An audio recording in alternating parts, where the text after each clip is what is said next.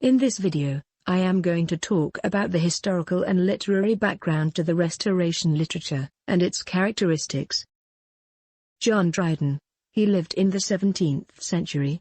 His All for Love belongs to the Restoration literature which preceded the previous age of Shakespeare. Here we are now with an introduction to the age, a background to the age and its theatre, to its literature and how it is developed, mainly. What does it have in common with the Renaissance drama? What other characteristics does it share with classical heritage or the classical traditions? The Restoration came at the end of the Renaissance.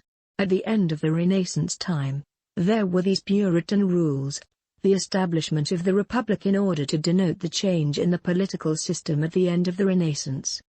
There was this Puritan era. Now, during this time, the Puritan period in particular, theatres were closed, and there was a severe censorship in the theatre and in the literary writing. Literature at that time was more religious.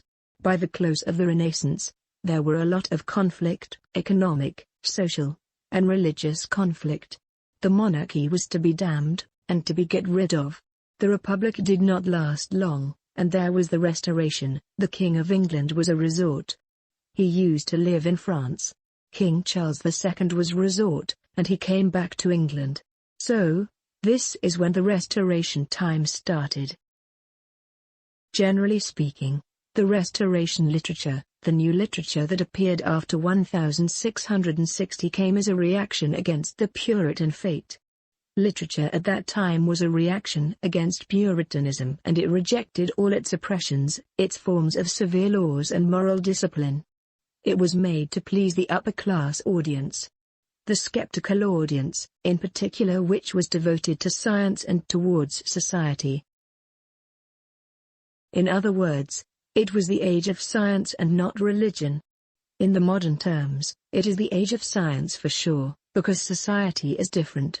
French literature of that time influenced the Restoration English literature a great deal in form, in style, in taste, and in language.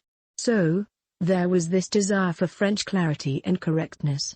Also, it had this satiric spirit. It ridicules all kinds of moral thoughts, and depicts all the instincts of the human nature, truthfully. We have three periods in history, where we have great drama. The first period is the classical Greek drama. The second period is the Elizabethan drama. The third one is the Restoration drama. So, the first one is found in Athens. In the history of the European drama, we have three great periods. The first period was in the 5th century BC. Sophocles is one of the dramatists of this period. The second great stage in the development of European drama was the Elizabethan drama. There were great names like Shakespeare, who was the master of the Elizabethan stage. Moreover, we should not forget the availability of the three unities. The classical tradition focuses on one main issue, unlike Shakespeare, who has got a main issue, yet he focuses on so many other issues, or so many other areas. Apparently, in the classical drama, there is no detailed descriptions of characters. Shakespeare uses detailed images for his characters. We have character analysis. We look at the character from so many different sides. But, in the classical tradition, we are not allowed to look at the characters. All what we see is the chorus, the dancing, and the music. All what we see is the relationship between the man and the universe or God. So, the classical drama is not so panoramic like that of Shakespeare's. In fact, Shakespeare covers all areas concerning drama. Now, after the Greek tradition, there was the Roman drama, and we have Seneca. Seneca influenced the Elizabethan stage to a great extent. Seneca was a Roman philosopher. Although we don't have that great drama, we have this Seneca who influenced the Renaissance or the Elizabethan stage a great deal. As far as Seneca's philosophy is concerned, man is not totally dominated by God. Man still has this free choice. Man, moreover, can be God of himself. Man can reach to the self-mastering. So, he is in a way responsible for his ending. You know, in the classical age, Man was just a toy in the hand of God. The Classical Age has this Christian period where the theatre was dominated by the Christian conception. There was a reaction against the Christian rule, against the domination of church, and a return to man and a return to the classical tradition as well. The Renaissance has got two things, in which man is involved totally. There was this humanism which has to do with the glorification of man on the one hand, and a return to the Classical Age on the other. So, writers returned to the Classical Age and borrowed from it a great deal. Again, this was a reaction against the Puritan rule and plus the Christian conception of man. Things are different in the Elizabethan time.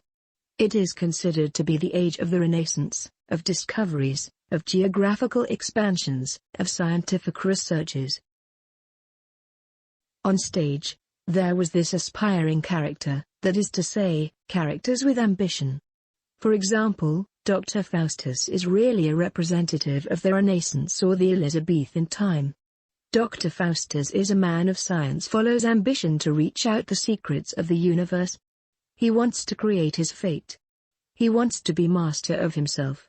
So, this is a typical Renaissance hero, a man of aspiration. The Renaissance drama is the tragedy of character. There is a great deal of information about the character. It is not like the classical character whom we know everything about. Shakespeare's characters of Antony and Cleopatra are well known. Cleopatra, for example, is seen as a queen and as a woman. We see her as a politician, as a snake.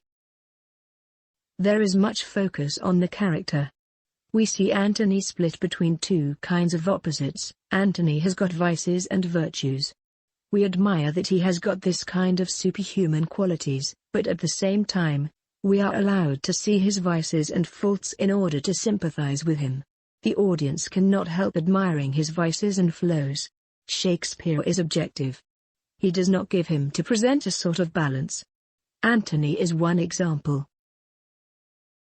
Now, after the Queen Elizabeth died, in 1606, she was followed by James I and then Charles I and then Charles II.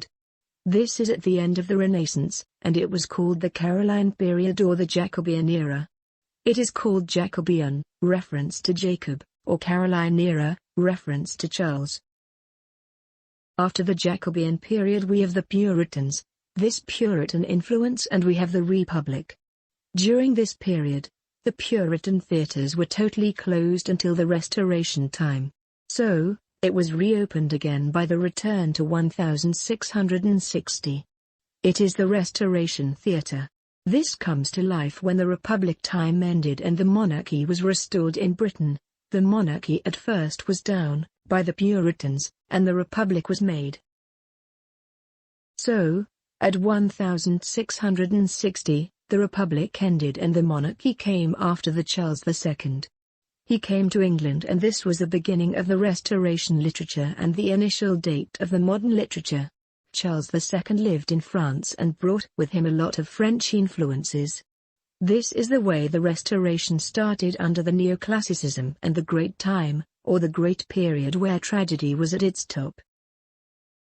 Restoration literature was greatly influenced by the neoclassical literature of France. The tragedy in the neoclassical tradition has 5 acts, and it is like the neoclassical age. That is to say, it should adhere to the unity of time, the unity of place, and that of action. It was well structured with pure style and plot. The action was simple and it was quite fast. There was no time for meditation, no time for contemplation or monologue. It was more interested in decorum, however, it lacked depth and psychology. See that Cleopatra in All for Love lacks the depth of Shakespeare's Cleopatra. So, there was this lack of psychology, which is an important element though. There was an interest in the scientific details. In the Restoration, there was tragedy which was replaced by a heroic play.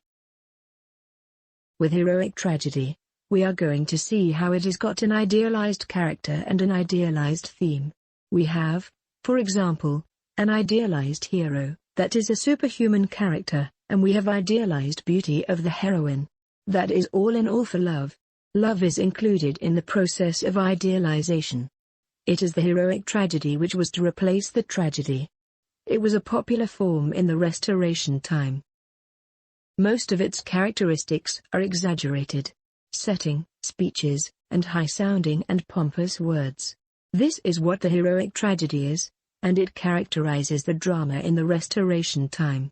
Theatre is a very important element at this stage, because it is different from the Renaissance or Elizabethan theatre. First, in terms of the audience of the Elizabethan theatre included all sections of societies. There were the high class and low class and the nobilities. In the Restoration, the audience was restricted only to one class, which is the nobilities and the royalties. So, nobody at that time went to the theatre because it was at that time the place which was condemned by the Puritans. The Puritan influence was to be carried on to the Restoration. In other words, theatre was a bad place to be in, that it has this evil and vice scenes. The theatre is meant to be an attack against the Puritans and against the society as well. In terms of the subject matter, there was more freedom in the subject matter, because it came immediately after Puritanism, or the Puritan rule of Britain.